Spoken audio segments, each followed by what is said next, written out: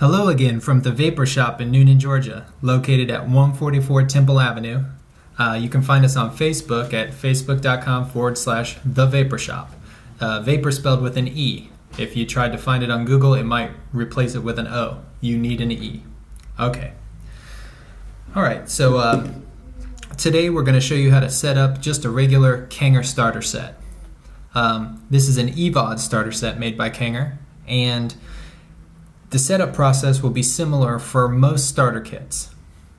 You'll have a battery, you'll have a tank, you'll have a base that screws into the tank, and then you'll have a coil that screws into the base. So, here we go. First, we're going to talk about these pieces. So, the battery comes in the off position. You click it 5 times to turn it on. Now, when you press a button, it's firing. To turn it off, you click it 5 times again, and it won't actually fire. It's a good idea to turn it off if you're going to put it in a pocket with other things in the pocket, or a purse, something like that. You don't want it firing when it's in your pocket by itself. It will eventually just ruin the coil that's in there.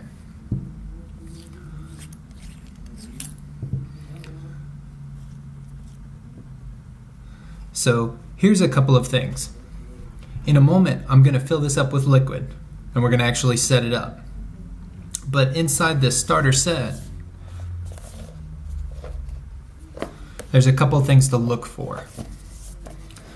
So, you open your set, and in this starter set, you're going to have 2 batteries, 2 tanks, and 7 coils. There'll be 1 installed in each setup, and then a box of 5. There'll be 5 more coils, and you'll have a wall charger and the USB cord that plugs into that wall charger and screws onto your battery.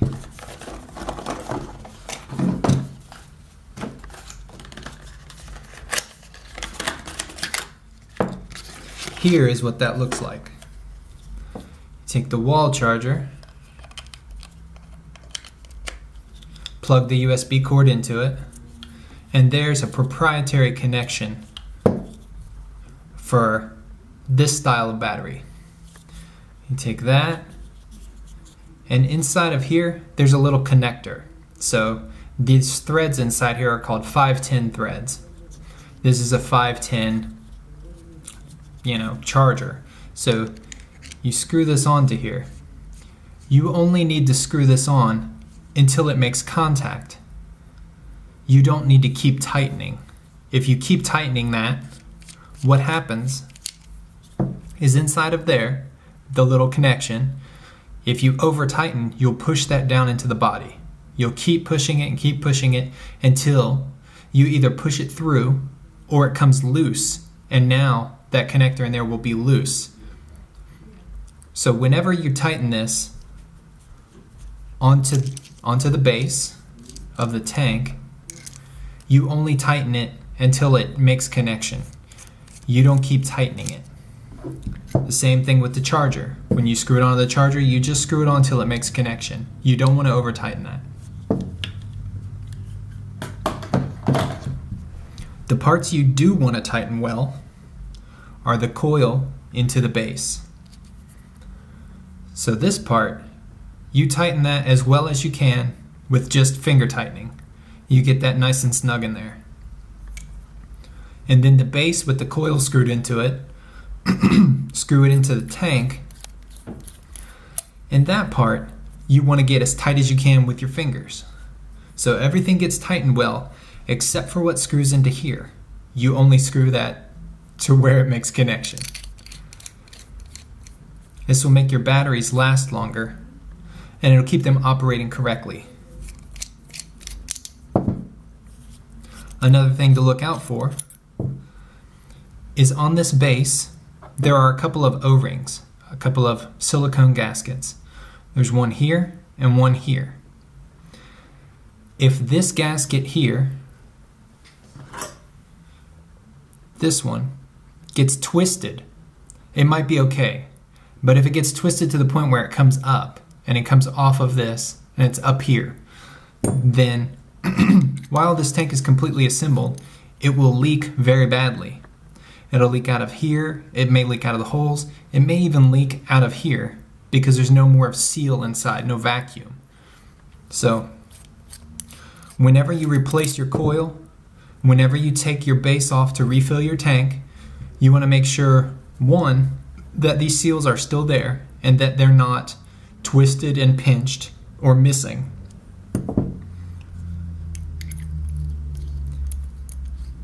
You also want to make sure one other thing.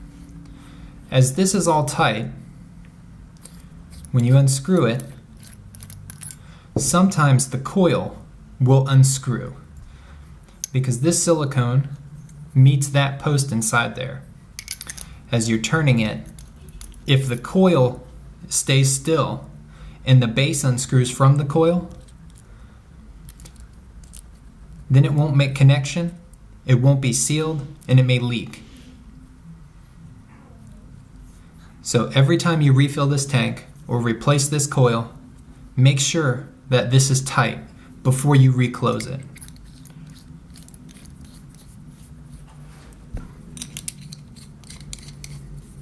Okay, now here's a couple of other things that new vapors should look out for. Since this is a Kanger EVOD starter set, it's going to have some stamps and emblems and symbols on it that let you know it's a legitimate product. Here on the base of the EVOD tank, it says Kanger EVOD. It's written across the tank there. If your EVOD is missing that, it's not a real EVOD by Kanger. It may not work right, it may work okay, but it's probably not as high quality as this. On the battery, on the bottom, there is a stamp here with a K for Kanger and some type of serial number there. That lets you know that this is a real Kanger product. One other thing to look for is on the coil itself, there is an ohm rating. It's located here. It's hard to see, but you can see it near a light source or a lamp or whatever. This one says, this coil says 2.5 ohms. Now, when you buy this set, this battery fires at 3.7 volts, and that's all it does. It's not variable voltage or variable wattage. So this coil is a little bit high in resistance. Here at the Vapor Shop, we would send you home with 1.8 coils. That's not something you have to memorize right away, but it's a good idea for you to use 1.8s if this is the battery you're using. You can use 2.2 ohm coils, but you shouldn't use resistance this high.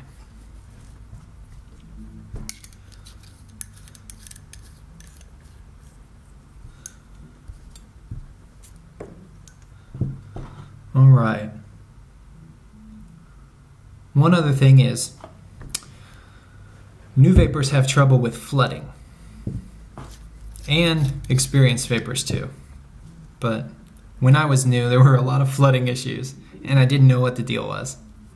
So I'm going to go ahead and fill this tank up, and then I'm going to explain to you how to solve your flooding problem, or at least alleviate it, help it some.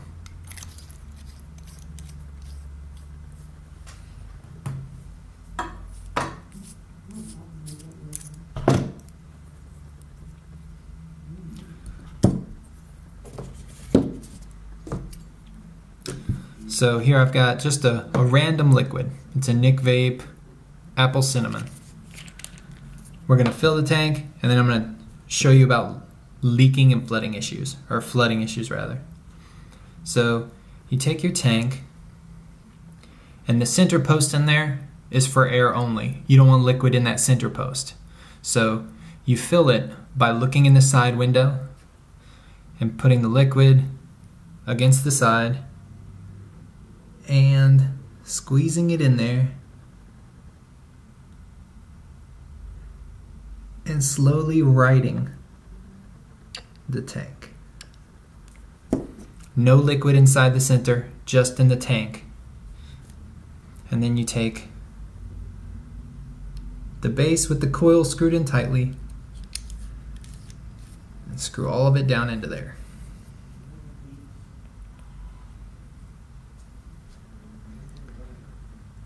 Now, there's liquid in the tank, everything's screwed in tightly. And we'll let this sit for a minute.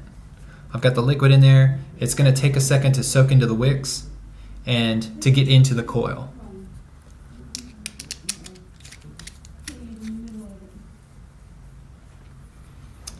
So, when I was new and I had flooding issues, it was a real pain in the butt. So, here's what you do. Sometimes in using the device, there's condensation that builds up in here. Just from vaporizing the liquid, you'll see droplets and condensation inside this clear tip. That's normal, and that's not really a big deal. But if you go to vape this and it bubbles constantly, it feels like it's bubbling, you don't get a lot of vapor. You get sometimes the taste of this e-liquid in your mouth because there's liquid coming up, and it's just bubbling and gurgling, and it's called flooded. So there's a few things you can do. One thing is you can turn it upside down and lay it over a napkin or something like that and just prop it up. And over time, the liquid in the center will slowly run out onto the napkin, and then you rewrite it, and whatever was in that center will have come out, and it shouldn't be flooded anymore. Another thing you can do is hold it firmly and fling this at the ground. You just fling the crud out of it and maybe towards the ground outside or into a trash can. That will fling everything inside that center area out and into the trash or on the ground, and it will no longer be flooded. If draining it that way, just what's in the middle, doesn't work, and flinging it out doesn't work, then you may need to replace the coil inside. It could be bad, it may be old, but that's how you get rid of flooding in this style of tank.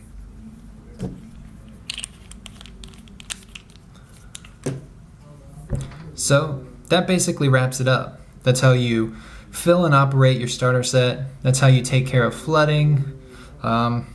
Things to look for to make sure you got a legitimate product.